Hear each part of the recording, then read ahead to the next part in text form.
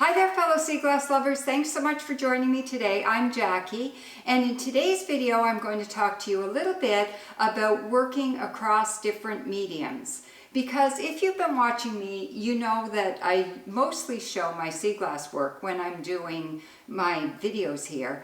But if you're a crafter like I am, I'm sure you work in many different mediums. So this winter, while I was doing this sea glass mosaic, I was also doing the same design in fabric because I'm a quilter, and if you're like me, a lot of us who craft use a lot of different mediums in our craft work. So this is a wall hanging made of fabric. It's like a wall quilt. So I really enjoyed doing this at the same time I was doing this, and the benefit for that is that you can explore your design and come up with different ideas when you're working in different mediums. So I would encourage you, if you're a painter and you're working on a particular sea glass design, do a painting of it at the same time. Or if you're a paper collager, do a paper collage. Or maybe you're a rug hooker, like this design in a rug hook would be really spectacular. Personally, I'm not that good at rug hooking, but this in a rug hook would be lots of fun. So what I did while I was making this, I took pictures of all the steps along the way, and what I'm going to do is show you a slideshow of those pictures so you can see how you can do a similar design and just go through many of the same steps. And in the end, you've really explored this idea that you've been working on.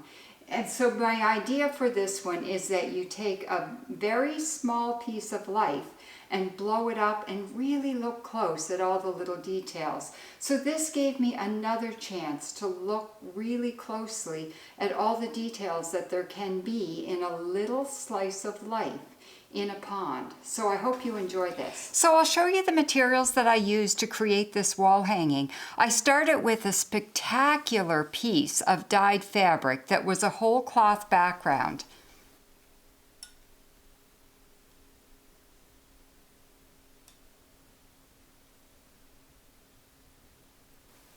And the technique that I use to attach all of the pieces onto the background fabric is called raw edge applique. And my favorite product for doing raw edge applique is this Wonder Under made by Pellon. And the instructions for how to use it come with a little paper that's rolled up in the roll of Wonder Under.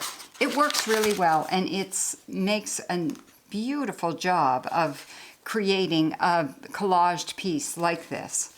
And I had some silk that I used, this copper silk, to create a ray of light across the middle of it. I had a little bit of green fabric that I used to make the lily pads. I had some white fabric that I used to make the lilies.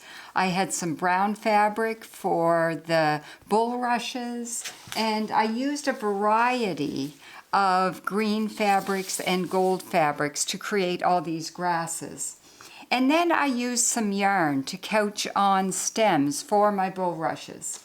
And I used a little bit of embroidery floss to make some embellishments here, and a little bit of a few beads just to create a little bit of shimmer in the piece. And then I used my sewing machine and did some free motion quilting, some straight stitching, just adding some details with texture and to hold the whole piece together and to hold everything in place after it was attached with your Wonder Under.